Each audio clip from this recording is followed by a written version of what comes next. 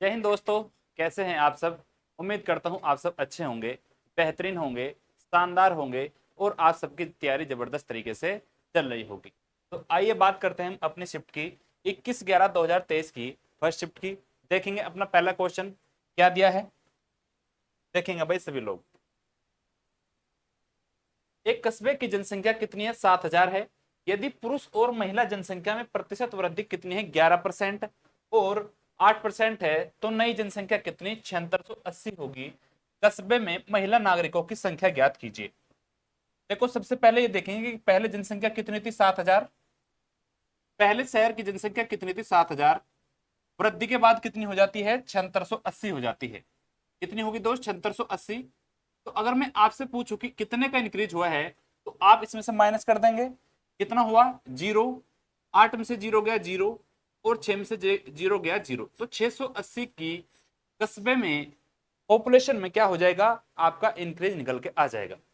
उसके बाद पहले अगर 7,000 जनसंख्या थी तो इसमें मेल और फीमेल दोनों होंगे। मेल में कितने का इंक्रीज हुआ है और फीमेल में कितने का इंक्रीज हुआ है?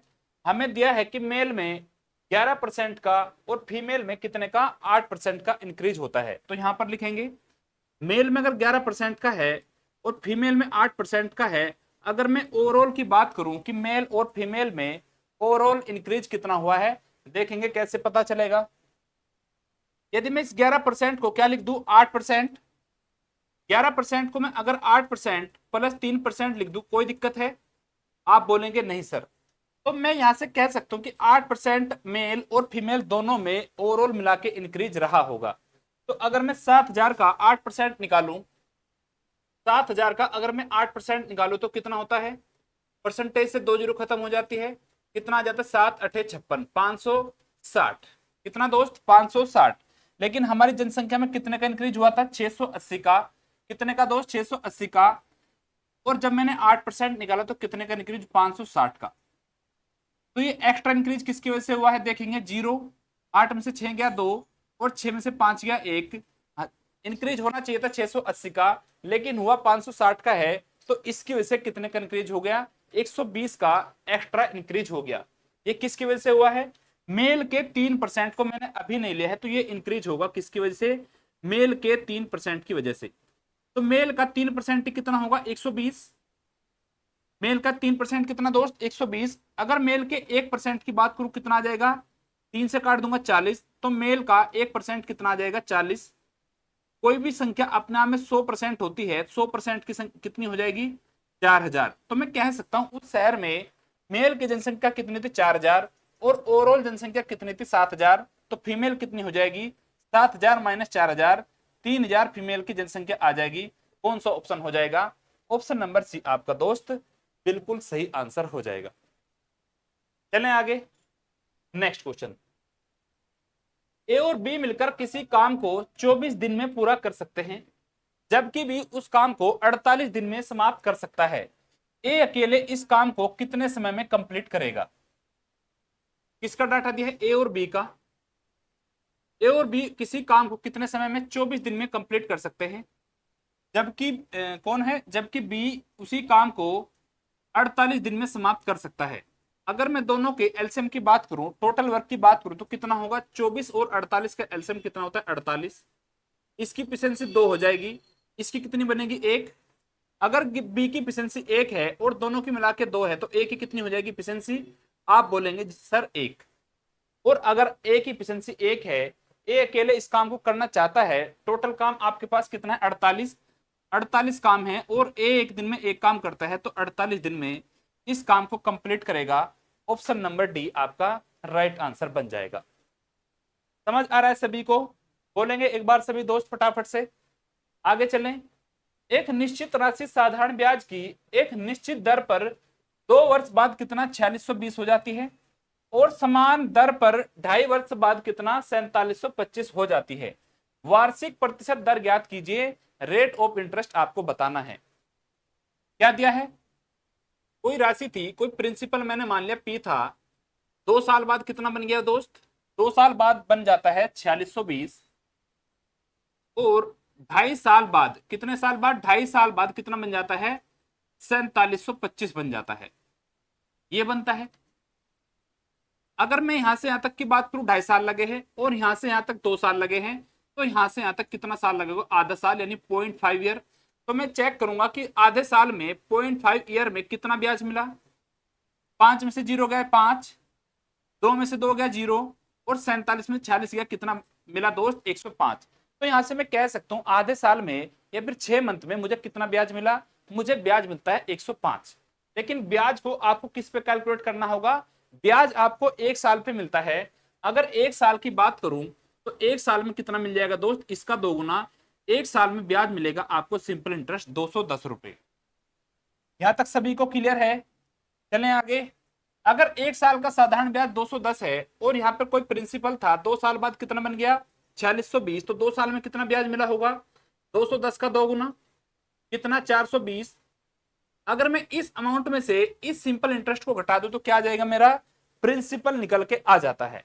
तो 4620 में से अगर मैं 420 को माइनस कर दूं, 4620 में से अगर मैं 420 को माइनस करूं कितना आएगा, 0 0, 40 में से 4 गया 42, तो प्रिंसिपल आपका आ जाता है 4200।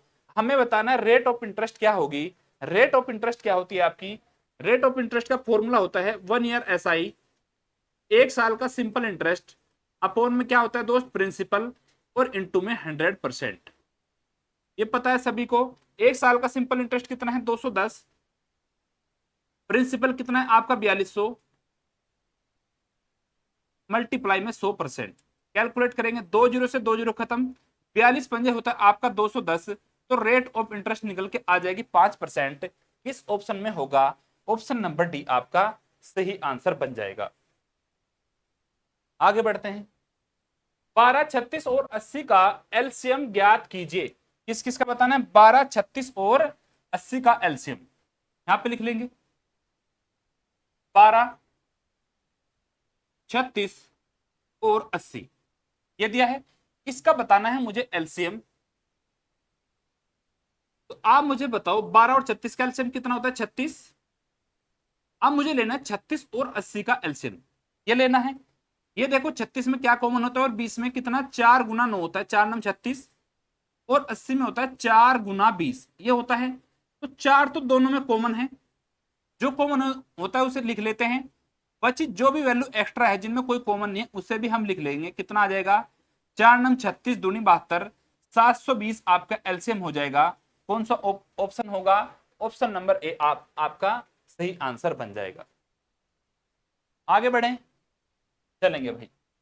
श्याम एक नोटबुक को उसके क्रय मूल्य के बराबर लाभ % के साथ 24 रुपए में बेचता है। श्याम के लिए उस नोटबुक का क्रय मूल्य ज्ञात कीजिए। श्याम के लिए उस नोटबुक का क्रय मूल्य कितना होगा, ये हमें बताना है। इसमें बोला है कि एक नोटबुक को उसके क्रय मूल्य के बराबर लाभ % पर बेचा गया। अगर किसी वस्तु का क्रय मूल्य 10 रुपए है तो उसका प्रॉफिट भी कितना है, प्रॉफिट भी 10% है। ऐसा एग्जाम्पल लेके मैं आपको बता रहा हूं, इस टाइप से उसने लैंग्वेज को लिख के दिया है। समझ आ रही है बात? तो ऐसे क्वेश्चन में यदि आप ऑप्शन का सहारा ले लें तो आपका आंसर जल्दी आ जाएगा।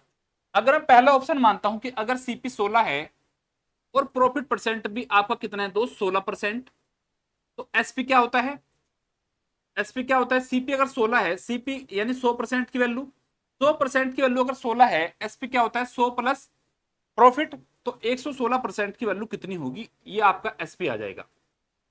क्या इन सभी का मल्टीपल किसके बराबर आना चाहिए, 24 के। क्या 24 के बराबर है? अगर मैं इन्हें काटने जाऊंगा लास्ट में आएगा 6 और नीचे 2 जीरो है तो पॉइंट में आंसर आएगा। क्या मेरा ये पॉइंट में है, नहीं, तो पहले वाला ऑप्शन आपका गलत हो जाता है। समझ आ रही है दोस्त बात? अब चेक करते हैं सेकंड नंबर ऑप्शन। अगर मैं मान लू कि मेरा सीपी 18 है, सीपी 18 है तो प्रॉफिट भी कितना होना चाहिए 18%।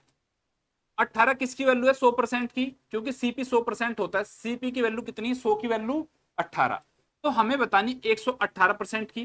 तो जब आप 18 की 118 मल्टीप्लाई करेंगे, 18 8 144, लास्ट में 4 आएगा, 18 कम 18 14 कितना आ जाएगा दोस्त 32, लास्ट में आएगा ये। और आप जब 100 से भाग देंगे तो ये आपका पॉइंट में आएगा, लेकिन ये भी आपका गलत हो जाएगा। क्लियर है? आंसर आपका पॉइंट में नहीं आना चाहिए क्योंकि मुझे एसपी दिया है कितना दोस्त 24। तो सेकंड ऑप्शन भी गलत हो गया। थर्ड ऑप्शन चेक करते हैं। थर्ड ऑप्शन देखते हैं भाई।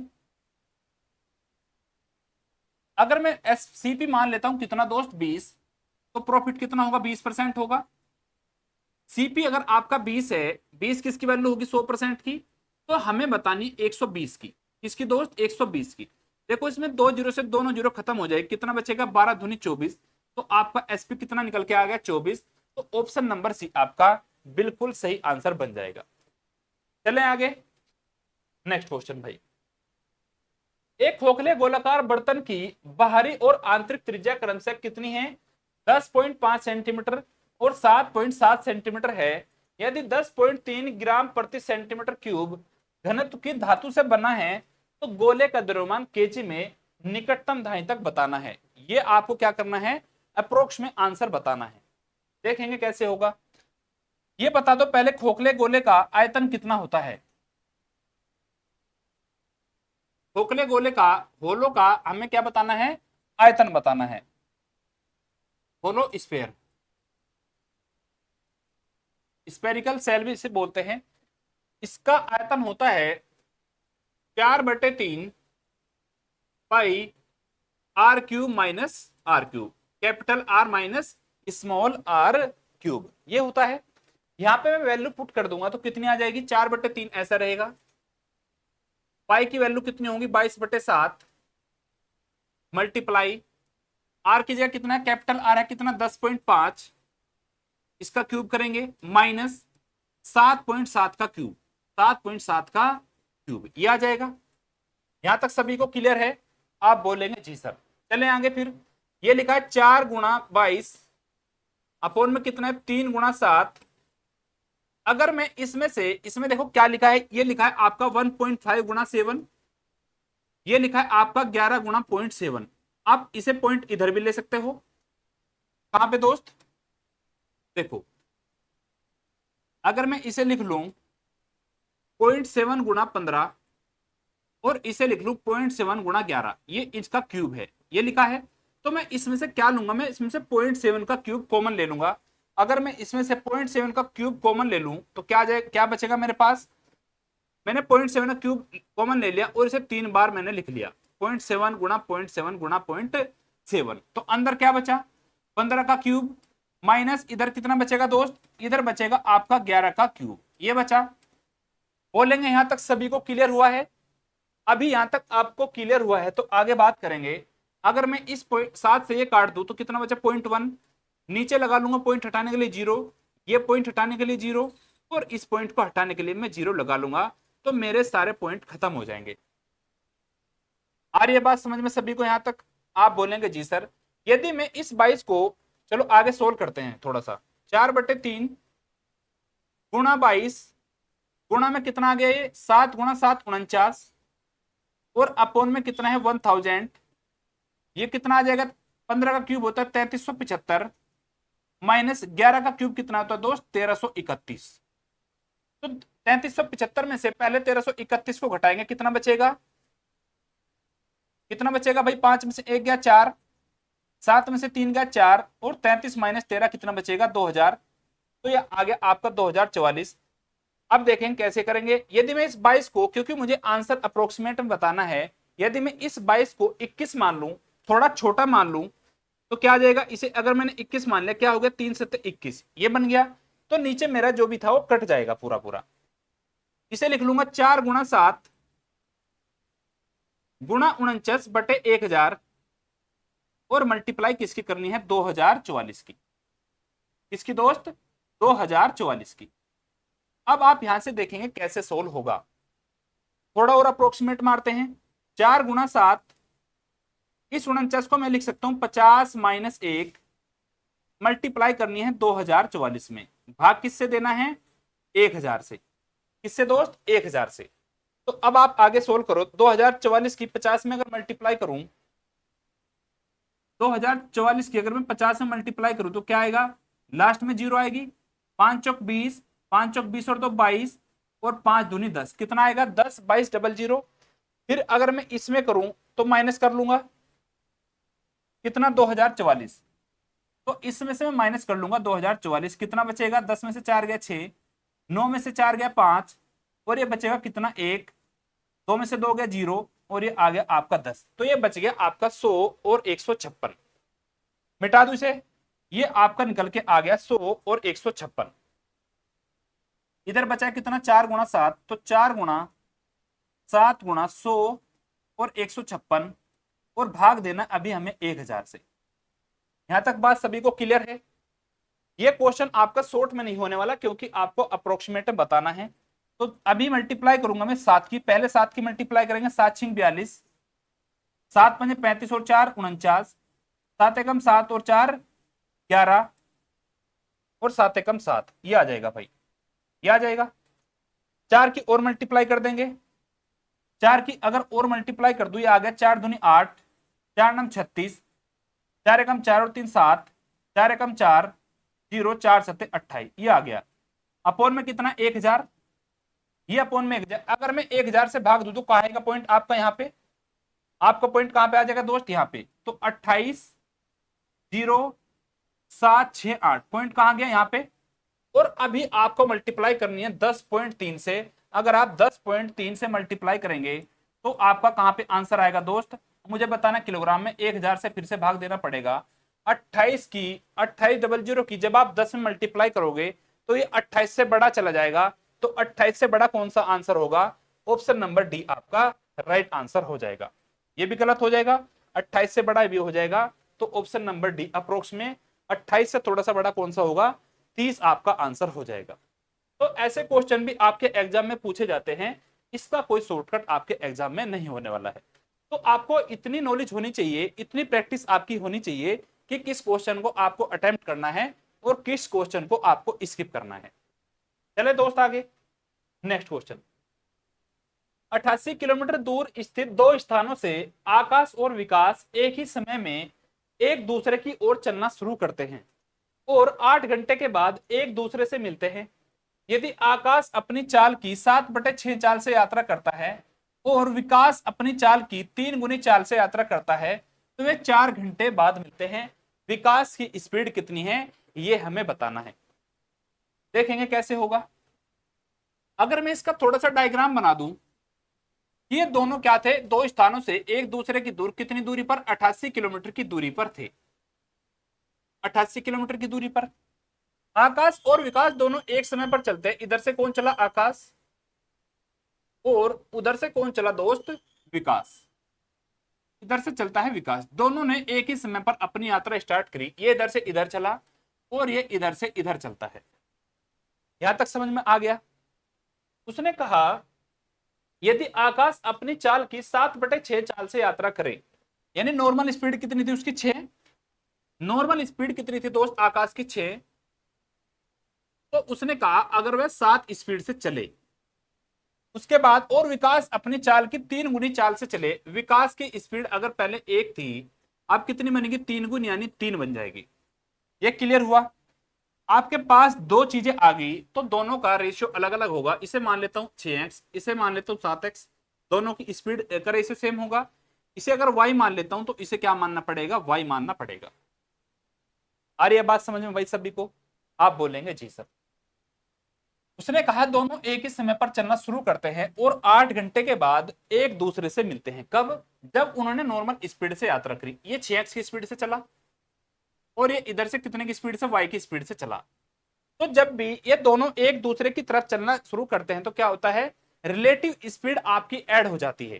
तो दोनों ने 88 किलोमीटर की डिस्टेंस को तय किया तो स्पीड कितनी बन जाएगी, इसकी इनकी स्पीड हो जाएगी 6x + y, और टाइम कितना लगा, टाइम इनको लगता है 8 घंटे। तो डिस्टेंस बराबर एक फॉर्मूला होता है स्पीड इंटू टाइम। तो डिस्टेंस बराबर मैंने रख दिया स्पीड इंटू टाइम। दूसरे केस में भी सेम डिस्टेंस तय करेंगे तो मैं डिस्टेंस को डिस्टेंस के इक्वल रख लूंगा। उसके बाद मैं अपनी इक्वेशन को सोल्व कर लूंगा। उसके बाद क्या किया, उसके बाद ये 7x की स्पीड से चला और ये कितने की स्पीड से चला, 3y से। तो दोनों की रिलेटिव स्पीड कितनी हो जाएगी, 7x + 3y। और कितने घंटे के बाद मिलते हैं, जब इन्होंने अपनी स्पीड को 7 गुना और इसने 3 गुना किया तो वे 4 घंटे के बाद मिलते हैं। तो ये स्पीड आ गई, स्पीड गुना टाइम कितना बन जाएगा दोस्त, डिस्टेंस बन जाएगा। तो मैंने दोनों की डिस्टेंस को बराबर रख दिया। सोल्व करेंगे, 4 दूनी 8, 2 से मल्टीप्लाई करूंगा, 2 6 12, इधर 7 है तो इधर 12x माइनस 7x कितना बचेगा 5x, बराबर किसके होगा 2y, इधर है कितना 3y, तो बराबर बचेगा y के। तो यहां से मैं अगर x रेशियो y निकालू कितना आएगा 1/5, y का वैल्यू कितनी है 5, x की वैल्यू कितनी है 1। हमें क्या बताना है, विकास की चाल बतानी है। विकास की चाल पहले कितनी थी y, तो y की वैल्यू कितनी है 5, तो विकास की स्पीड आ जाएगी 5 किलोमीटर प्रति घंटा। ऑप्शन नंबर ए आपका सही आंसर होगा। आगे बढ़ते हैं। एक विक्रेता किसी वस्तु की खरीद पर 10% और 20% की व्यापार छूट देता है जिसका अंकित मूल्य कितना है 500 रुपए, और उसके बाद एक अन्य विक्रेता उसी वस्तु पर 30% की छूट देता है, उनके विक्रय मूल्य के बीच कितना डिफरेंस होगा। देखो, आप किसी मार्केट में गए और आप किसी दुकान पर चले गए, तो उसने क्या किया, दुकानदार ने आपको 2 डिस्काउंट दिए। पहला डिस्काउंट बोला कि सर मैं आपको 10% का डिस्काउंट दूंगा, उसके बाद 20% की और छूट दूंगा। तो क्या किया, उसने 2 डिस्काउंट दे दिए। उसके बाद आप दूसरी दुकान पे गए, उसने बोला कि मैं सिर्फ आपको एक ही छूट दूंगा, कितने की 30% की। तो अब हमें ये चेक करना है किस दुकानदार ने हमें सबसे अच्छे वाली छूट दी है, यानी ज्यादा छूट हमें प्रदान की है। चेक करेंगे, पहले वाले ने कितनी दी है 10% और 20%, 10% और 20%। तो डिस्काउंट का फॉर्मूला क्या होता है, एक बार आप इन दोनों को ऐड कर देंगे, 20 और 10 कितना 30, और एक बार आप इन दोनों की मल्टीप्लाई करेंगे, 20 गुणा 10 कितना 200, और 200 को 100 से भाग देंगे, कितना कर देंगे घटा देंगे, कितना आ जाएगा 200 को जब मैं 100 से भाग दूंगा कितना आ जाएगा दोस्त 2, तो 30 माइनस 2 कितना आ जाएगा 28%। तो यहां से मेरा निकल के आ गया कि पहले वाले दुकानदार ने मुझे 2 छूट देने के बाद ओवरऑल छूट कितने की दी है 28% की मुझे ओवरऑल छूट दी है। समझ आ रही है बात। उसके बाद दूसरे दुकानदार ने कितने की छूट दी, ये पहला डिस्काउंट हो गया। दूसरे दुकानदार ने आपको ओवरऑल कितने की छूट दी है 30% की। हमसे पूछे इनकी छूट में डिफरेंस कितना है, तो आप आसानी से बता सकते हैं कि इनकी छूट में कितने का डिफरेंस है दोस्त 2% का। 2% की छूट मिलती है, और छूट किस पे मिलती है, डिस्काउंट आपको मिलता है मार्क प्राइस पे। मार्क प्राइस आपका कितना है 500, तो 500 का 2% निकाल लेंगे, परसेंटेज से 2 जीरो खत्म हुई, 5 दूनी 10, तो ओवरऑल आपकी निकल के आ गई कि उनकी छूट में उनके डिस्काउंट में कितने का डिफरेंस होगा 10 रुपए का डिफरेंस होगा। नेक्स्ट क्वेश्चन, 5,19,500 की राशि 7 से 4/5% प्रति वर्ष चक्रवृद्धि ब्याज दर पर उधार ली गई और 2 समान वार्षिक किस्तों में 2 वर्षों में इसका भुगतान किया गया। तो हमें बताना है कि इनकी इंस्टॉलमेंट कितनी थी, ये हमें बताना है। इस शिफ्ट में 3 से 4 क्वेश्चन आपके बहुत जबरदस्त पूछे गए हैं। इस शिफ्ट में जिसका भी पेपर रहा होगा उसका जो है पेपर बहुत खराब हो गया होगा भाई। चलें आगे, नेक्स्ट समझेंगे। 5,19,500 रुपए की उधार ली, रेट कितनी थी 7 से 4/5%, 7 से 4/5%, 5 से 35 और 4 कितना 39, अपॉन में 5, परसेंटेज हटाऊंगा तो कितना 0।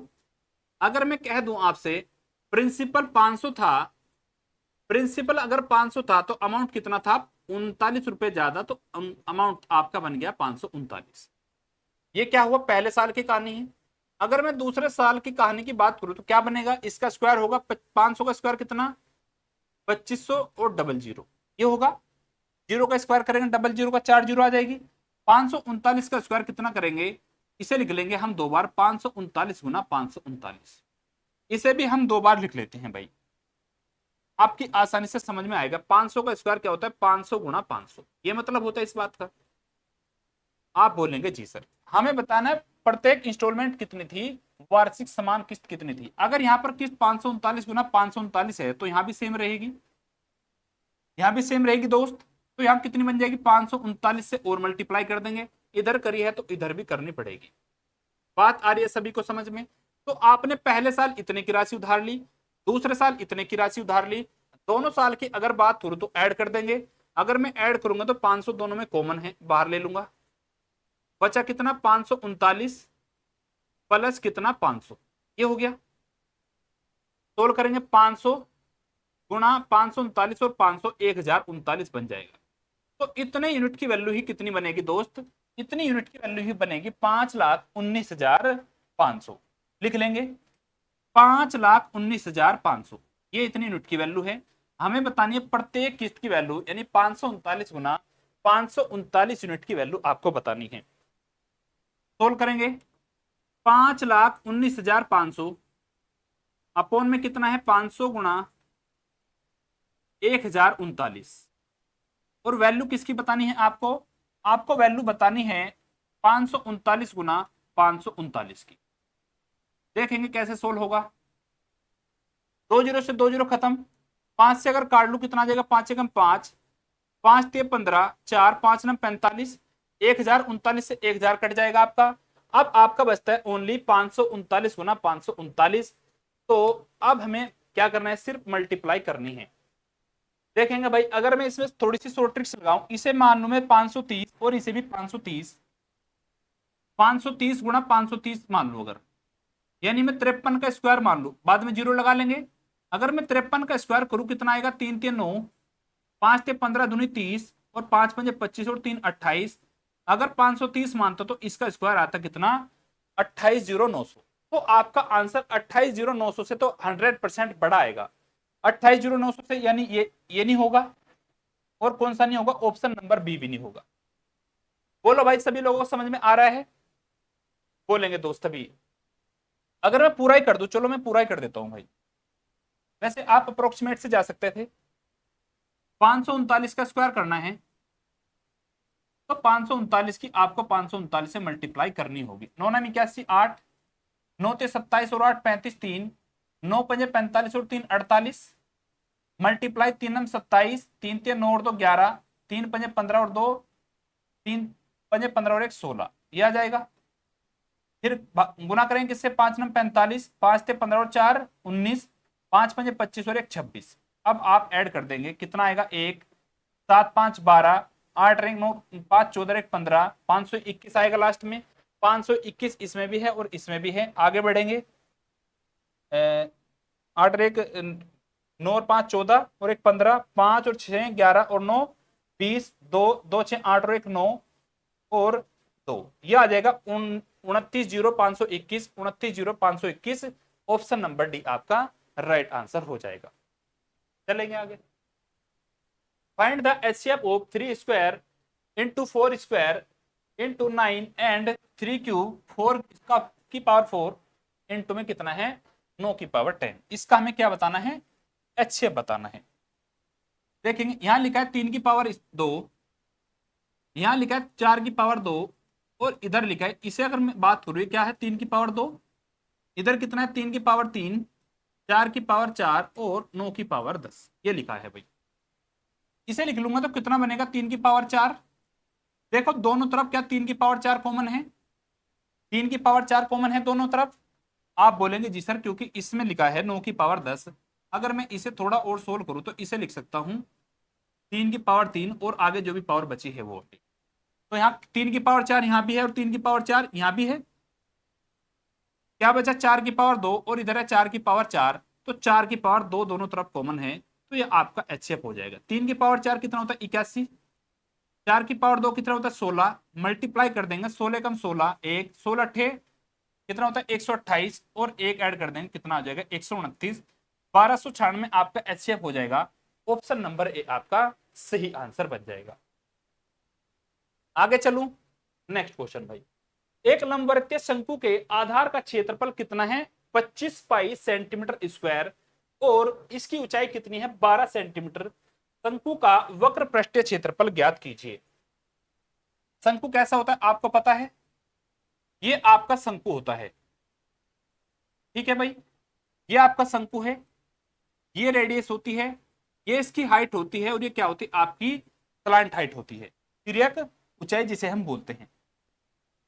उसके आधार का क्षेत्रफल, इसका आधार कौन सा होता है, इसका आधार आपका सर्कुलर होता है, तो सर्कल का एरिया क्या होता है पाई आर स्क्वायर, बराबर किसके दिया 25 पाई के, 25 पाई के। पाई से अगर हम पाई काट दो क्या बचा आर स्क्वायर, तो आर की वैल्यू कितनी आ जाएगी 5। आर स्क्वायर अगर 25 है तो आर की वैल्यू कितनी होगी दोस्त 5 होगी। और इसकी ऊंचाई कितनी है 12, इसकी ऊंचाई 12 है, रेडियस कितनी है 5, तो यहाँ पर ट्रिपलेट लग गया 5, 12 और 13, तो स्लांट हाइट कितनी आ गई 13, क्योंकि इनके बीच में क्या होता है 90 डिग्री का एंगल बना होता है। तो यहाँ पे आपका क्या बन जाएगा, ट्रिपलेट बन जाएगा। हमें बताना शंकु का वक्र पृष्ठीय क्षेत्रफल कर्व सरफेस एरिया। शंकु का कर्व सरफेस एरिया क्या होता है, पाई आर एल। पाई ऐसे लिखेंगे, आर की वैल्यू कितनी है 5, आर की वैल्यू 5 है और एल की वैल्यू कितनी निकल के 13, तो कितना आ जाएगा 13 पंजे 65, 65 पाई आपका सही आंसर होगा option number B, B for Baahubali आपका सही आंसर बन जाएगा। बोलो भाई सभी लोगों को समझ में आ रहा है। नेक्स्ट क्वेश्चन 16.81 और 12.96 का क्या बताना है, मीन प्रपोर्शन बताना है, मध्य अनुपाती बताना है। तो मीन प्रपोर्शन का फॉर्मूला क्या होता है, मीन प्रपोर्शन इसका फॉर्मूला होता है अंडर रूट ए बी। अगर दो संख्याएं है इनका क्या कर देंगे, अंडर रूट कर देंगे। 16.81 मल्टीप्लाई करनी है किससे, 12.96 से, और इसका क्या ले लेना है हमें अंडर रूट। पॉइंट हटाएंगे तो नीचे 2 जीरो, इसका हटाएंगे तो क्या आ जाएगा दोस्त, नीचे 2 जीरो, तो पॉइंट हट जाएगा। 1681 किसका होता है 41 का स्क्वायर, और 1296 किसका होता है 36 का, और इस 100 में से 100 बाहर आ जाएगा, यानी नीचे आ जाएगा 100। अब आप इसे सोल्व कर लेंगे, लास्ट में 6 आएगा। अगर यूनिट डिजिट देखो 6 कम 6, लास्ट में 6 किस में है, एक ही ऑप्शन में है, ऑप्शन नंबर सी, नहीं सॉरी 2 ऑप्शन में है। सोल्व कर लेंगे भाई पूरा। तो ये लिखा है 41 गुना 36, अगर मैं 36 को लिखूं 3 गुना 12, पहले आप 3 की 41 से मल्टीप्लाई करेंगे, 3 एकम 3, 3 चौक 12, और फिर 12 से मल्टीप्लाई कर लेंगे, आसान होगा। 12 3 36, 3 12 दूनी 24 और 3 27, 12 कम 12 और 2 14, 1476 को भाग देना है 100 से, तो पॉइंट कहाँ आएगा, 2 अंक से पहले 14.76, option number C right answer बन जाएगा। आ रही है बात समझ में सभी को। नेक्स्ट क्वेश्चन भाई, 15 छात्रों की किसी कक्षा का औसत भार कितना है 30 केजी। एक नया छात्र शामिल होता है और भार कितना बढ़ जाता है, भार आपका 1 किलोग्राम बढ़ जाता है। नए छात्र का वजन ज्ञात कीजिए, नए छात्र का वजन कितना था। करें, 15 छात्रों की औसत कितना है 30, एक नया छात्र शामिल हो गया तो कितना बन गया, 1 किलो बढ़ जाता है। इस नए छात्र का वजन ज्ञात करना है, कर देंगे, आसान है। कितने क्वेश्चन बचे हैं अभी, 2 क्वेश्चन और बचे हैं भाई।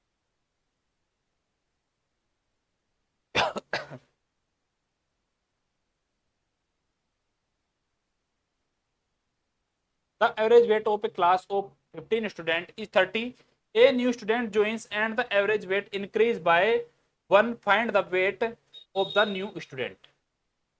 देखो भाई 15 छात्र थे, 15 छात्र का एवरेज वेट कितना था 30, तो योग कितना बन जाएगा, 15 थी 45, 450, ये बन जाएगा।